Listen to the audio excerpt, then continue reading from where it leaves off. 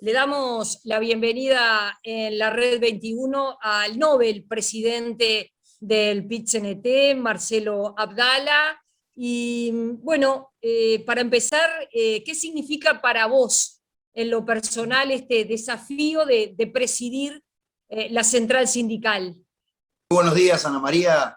Sí, un enorme desafío donde ni bien se resolvió en el transcurso del Congreso de nuestro PIT-CNT, hubo ahí un conjunto de emociones, obviamente alegría, agradecimiento, pero principalmente un sentido de la enorme responsabilidad, porque digamos que desempeñar esta labor que tiene una carga importante, digamos, de esfuerzo desde el punto de vista de mantener unidad en la diversidad, de desarrollar dirección colectiva, de trabajar en equipo con las compañeras y los compañeros, tanto la Secretaría General en manos de Elvia como la vicepresidencia, digamos, a cargo de Joselo.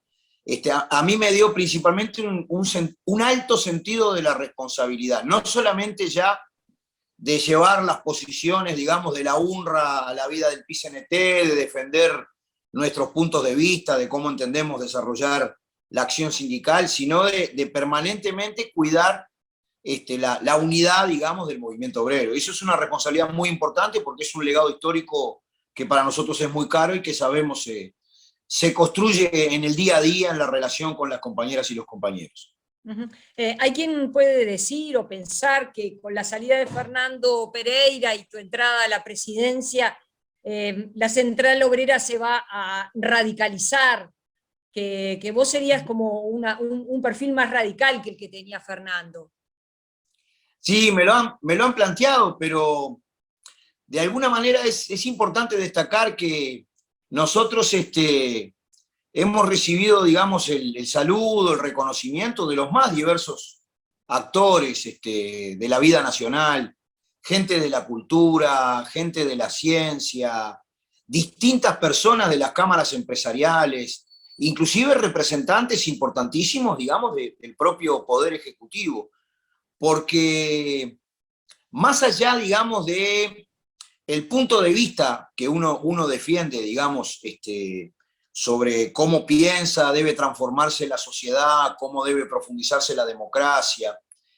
En realidad, por estar en la actividad privada, es desde el Pepe de Lía que no había, digamos, una presidencia o una responsabilidad central del PIT-CNT directamente vinculada a la actividad privada. Siempre habían sido compañeras y compañeros de la función pública quienes habían actuado tanto en las coordinaciones como en la presidencia, digamos, del PIT-CNT, y a nosotros nos tocaba desempeñar el rol, digamos, de la Secretaría General, que cumple labores, digamos, de equipo permanentemente con la presidencia. En realidad, como nosotros cada cosa que hacemos siempre debemos poner por encima, inclusive de nuestra propia opinión, el desarrollar los puestos de trabajo, porque la gente se juega el trabajo cuando adopta una decisión. La verdad, Ana María, que yo tengo una interlocución sumamente amplia y respetuosa con los más diversos sectores de la sociedad. Por tanto, sí, me han planteado esa observación, es una reflexión plausible, pero yo no creo, digamos, que se refleje en la interlocución del PIT-CNT con todos los actores. Sí, que cuando nosotros pensamos una cosa la decimos con absoluta contundencia, claridad y firmeza en defensa del interés de los trabajadores, en materia de trabajo, de salario, de seguridad social, de negociación colectiva. Pero eso no es obstáculo a tener una interlocución adecuada. Y al final, las acciones del movimiento sindical son producto de sus organismos colectivos, no de lo que piense tal o cual compañero. ¿Cómo define el PIT-CNT este momento político y cómo caracteriza al gobierno de la coalición multicolor encabezada por Luis Lacalle Pou? Bueno, expresamente en la resolución de estrategia aprobada con una enorme legitimidad en el Congreso se establece que a partir del 1 de marzo vivimos un momento cualitativamente diferente, digamos, caracterizado por el ascenso al gobierno de la representación directa del gran capital, especialmente conducido por los sectores financieros y vinculados a los agronegocios, y que en el conjunto de políticas públicas que esta composición social y política, digamos, establece, se iban a observar componentes de un ajuste contra, digamos, el salario, el trabajo, la vida, los derechos de la grandes mayoría del pueblo laborioso. Eso es lo que afirma la caracterización que resolvió el Congreso, y yo estoy absolutamente de acuerdo. Si uno toma algunos indicadores de la realidad, bueno, subieron las tarifas por encima de la inflación y del salario. En el primer año de gobierno se observó un detrimento del salario real por lo menos de un 4,33%. Cambió la forma de cálculo de cómo los trabajadores aportan al IRPF, que antes se tomaba el índice medio de salario, en donde se concentraba la evolución del conjunto de los salarios del país por las bases de prestaciones y contribuciones. En resultado, todos los trabajadores y trabajadoras aportan más al IRPF. Si uno analiza ese conjunto de políticas, bueno, sí, efectivamente es plausible sostener que estamos en una etapa en donde las acciones del movimiento sindical son más defensivas de derechos conquistados, y por eso la resolución del Congreso establece trabajar con mucho ahínco para defender los derechos, y viendo cómo, con el diálogo con los distintos sectores populares, retomar la iniciativa programática. Así se menciona especialmente la posibilidad de un Congreso del Pueblo en este periodo, y esa es la caracterización que había hecho antes la mesa representativa, pero que fue notoriamente confirmada por el Congreso del PIT-CNT. ¿Cuánto de la situación que se vive es producto de la pandemia y cuánto de las políticas de gobierno? Bueno, lo que pasa es que en sí mismo, si nosotros analizamos la economía global, digamos, habíamos establecido como rasgos distintivos del tipo de capitalismo en el que actuamos, que es mucho más financiero que productivo, que desarrolla una muy profunda revolución tecnológica, lo cual nos hace pensar en perspectiva, digamos, para articular que el trabajo del futuro sea un factor, digamos, de integración social. Que hay una enorme grieta geopolítica entre Estados Unidos y China. Y esto es bien importante, digamos, que los componentes de la economía mundializada o transnacional tienen más fuerza que la suma de las economías nacionales. Bueno, hasta las propias enfermedades se han convertido en transnacionales, globales. Es parte del tipo de modo de producción, de acumulación, de consumo y de intercambio el que estamos viviendo. Pero por contrario, uno se imagina, digamos, desde el punto de vista de la teoría pura, un periodo de tanto bajón como el que nos obligó a desarrollar esta pandemia, y se imagina un estado contracíclico, es decir, una relación social en la cual no se hubiera desarrollado problema de atender el ingreso básico de emergencia, que fue sistemáticamente rechazado. O, si pensamos desde el punto de vista del trabajo, en el adelanto, ni siquiera el aumento, estamos hablando de adelanto del programa de obra pública para generar en momentos de caída, digamos, un papel contracíclico. Esto ha estado en tensión, digamos, con el Poder Ejecutivo en función de sus prioridades macroeconómicas, que no decimos nosotros que la macroeconomía no sea importante, pero creemos que las políticas contracíclicas son fundamentales.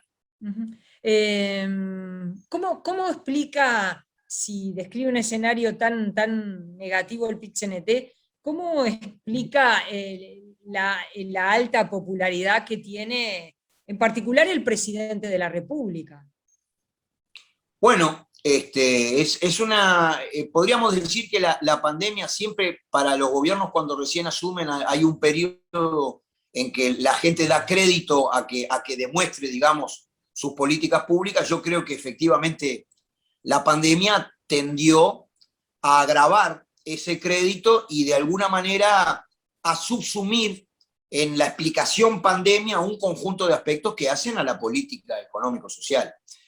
Más allá de esto, digamos, si uno analiza cómo nosotros en medio de una pandemia logramos juntar casi 800.000 firmas para que el pueblo decida, por ejemplo, sobre la ley de urgente consideración, o a pesar, digamos, de toda una prédica para nosotros compleja, con muchos sentidos de antisindical con respecto a los docentes, etcétera, el resultado que hubo para la elección de docentes al Codicen de la ANEP, y algunas cuestiones que habrán de ponerse en juego, por ejemplo, ahora el 28 de noviembre, cuando los trabajadores, jubilados y empresarios decidan cuál es su representación social en el directorio del BPS, mientras hay una reforma en ciernes de la seguridad social, digamos, no pueden estar indicando que sin desmedro del alto nivel de reconocimiento a la figura de presidente, por abajo se están desarrollando otros procesos. Ujú. ¿Ves, el PIT-CNT prevé un escenario de incremento de la conflictividad social? No, no lo prevemos a priori. Esto significa, no tenemos un cronograma predeterminado, digamos, que pueda implicar en el aumento de la conflictividad. Sí es notorio que además, digamos, de las acciones desarrolladas estrictamente en el marco de la institucionalidad democrática, como son las vinculadas al referéndum para que el pueblo diga sí a la derogación de 135 artículos de la ley de urgente consideración, bueno, es absolutamente notorio que nosotros vamos a actuar en defensa de la seguridad social, que vamos a hacer planteos en defensa de la negociación colectiva y que este tipo de reformas, digamos, convocan o plantean un escenario de movilización. Pero nosotros no tenemos una a priori de exacerbar la conflictividad, digamos, sino que eso depende también de cómo evolucionen las cosas, ¿no? Marcelo, ¿por qué el PIT-CNT está en contra de lo que se aprobó para reformar la seguridad social? ¿Cuáles son los fundamentos? Bueno, en primer lugar es absolutamente notorio que este proyecto, digamos, de reforma no ha tenido discusión alguna, ni siquiera se ha tratado acerca de las formas de financiación. Entonces yo me puedo parar frente a la forma de financiación en el hecho de que la Organización del Trabajo, la Organización Internacional del Trabajo recomienda que para los asuntos de la seguridad social aporte más el capital que el trabajo, o a lo sumo haya un aporte paritario. Y bueno, digamos que en Uruguay, inclusive desde la dictadura, porque no cambió esto en ningún gobierno, el trabajador aporta un 15% para la financiación de la seguridad social y la patronal aporta un 7,5% por cada trabajador. ¿Podría establecerse en este plano? Bueno, pero hay que tomar en cuenta que si tú elevás demasiado, digamos, los costes, pueden haber lugares de trabajo que hoy se están desarrollando en estas condiciones que eventualmente pudieran desaparecer en función de una condición nueva. Pero entonces vos decís, ¿y esto es válido para todos los sectores? ¿Cómo es posible que en medio de una pandemia que afectó a la gran mayoría de la población hayan sectores que muy minúsculos, digamos, de la economía que hayan logrado incrementar los depósitos en el sistema financiero por un volumen de 4.000 millones de dólares en el año 2020 y por 2.800 hasta julio del 2021? Bueno, significa que en algunos sectores, yo creo, sospechando, no tengo un estudio al respecto, pero aquellos que están ubicados en digamos, la dotación de recursos naturales que exporta nuestro país, habría mayor capacidad contributiva. Pero de eso no existe nada, digamos, ni siquiera se habló. Por tanto, una reforma que no tenga en cuenta las formas de financiación, podría decirse además, nosotros aspiramos a un país productivo donde se diversifique la matriz productiva, se incremente la productividad del trabajo y se generen condiciones más sólidas para sostener el edificio del reparto social. Eso tampoco estuvo planteado, no hay una perspectiva de en qué país vamos a trabajar. La reforma no es tan integral, está mucho más vinculada al Banco de Previsión Social. Y básicamente cuando uno lee la reforma, los elementos nuevos, bueno, tienen que ver con aumentar la edad de jubilarse y cambiar la forma de promedio en que se calcula la jubilación. Es decir, en definitiva, es un elemento que puede ser hasta utilizado de referencia práctica para comprobar si no hay políticas de ajuste o no contra las grandes mayorías del pueblo trabajador. Porque de esto se sale con más edad para jubilarse y con menos jubilación. Entonces, obviamente que nosotros pensamos que habría que ubicar otros ingredientes, ¿no? Otra cosa, se generalizan las AFAP, además. Es decir, aquellos sectores que tenían cajas, podríamos decir, también algunas gestionadas con participación obrero-patronal, pero que estaban en cierta medida fuera del lucro que implica la AFAP, quedan comprendidas en este asunto. Por tanto, evidentemente que en principio es de un rechazo contundente. Según los sondeos de opinión pública, hoy los 135 artículos de la LUC quedarían firmes. Es cierto que para reformar la Constitución, para hacer esta reforma, este referéndum, es muy exigente obtener ese 50 más 1% de los votos, pero hoy la LUC estaría quedando firme. ¿Qué significa eso para ustedes? ¿Qué significa eso en caso de derrota? Bueno, yo no me planteo esa hipótesis porque en realidad, si uno mira a gran escala, casi que la campaña no empezó. Es notorio, digamos, que las fuerzas que apoyan, digamos, confirmar estos 135 artículos de la Ley de Urgente Consideración están haciendo una campaña importante, con una fuerte presencia, digamos, inclusive de los ministros en los distintos medios. Recientemente han convocado a periodistas, entre comillas, a hablar de aspectos técnicos de la Ley de Urgente Consideración, pero Ana María, nosotros tenemos planteado recorrer a lo largo y a lo ancho del país, llegar a los barrios y hablar con 3 millones de compatriotas. Es decir, ya lo están para haciendo, nosotros ¿verdad? las fuerzas están relativamente balanceadas y vamos a hacer una campaña muy estudiada, una campaña segmentada, yendo a hablar con todo el mundo. También se decía durante la pandemia que no íbamos a llegar a las firmas, ¿no? Entonces yo creo que está abierta, yo no doy como seguro, digamos, la victoria del sí, pero tampoco lo doy como derrotado. Para mí está abierta y se va a ir notando el trabajo desde el pie, digamos, de todas las organizaciones en cómo va cambiando la opinión.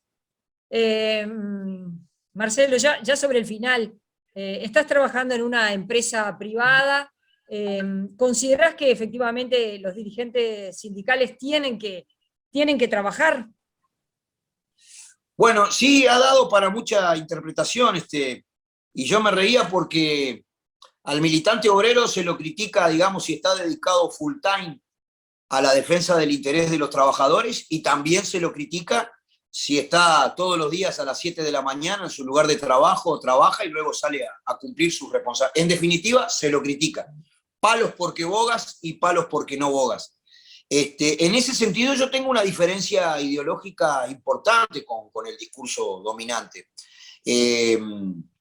Yo creo que el dirigente sindical trabaja mucho, si es buen dirigente sindical, y tiene una evaluación de desempeño que son las elecciones, en la inmensa mayoría de los casos por voto secreto y directo de los trabajadores, cada vez que hay elecciones a una dirección sindical, ¿no? Es decir, en realidad, muchas veces no es un trabajo remunerado, muchas veces, a no ser que sea funcionario full time de alguna de nuestras organizaciones, lo cual yo lo veo fenómeno además, y no veo por qué una cámara empresarial puede tener su staff de dirigentes, escribanos, contadores, abogados, economistas, y hay problema con que los trabajadores destinen compañeras y compañeros a la labor full time de defender sus intereses.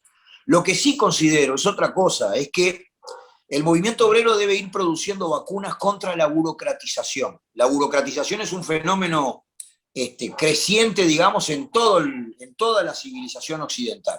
Y está bueno que haya, digamos, rotación, cambio. Bueno, y a mí me hace muy bien estar en un lugar de trabajo muy importante, de un trabajo duro, pesado, porque primero me permite descansar la cabeza, pero además me permite una cercanía muy grande con el estado de ánimo, con la opinión, con el sentir de la clase obrera. Así que en realidad nosotros en la vida hemos atravesado periodos de trabajo y militancia, y hemos atravesado periodos de militancia full time. Lo importante es estar pegado a los trabajadores para no burocratizarse. Quien pueda tener un trabajo estable, remunerado, bienvenido, ¿no? En el caso mío soy contratado a término, y en los momentos en que se me da la posibilidad de trabajar en un trabajo que me gusta, que es bien importante, y estoy recontra agradecido del comité de base de la UNRWA en la empresa Sacos, de los trabajadores, también de la propia empresa, la verdad que cuando puedo lo aprovecho. Gracias por la entrevista. Un gustazo, Ana María, saludos a todos.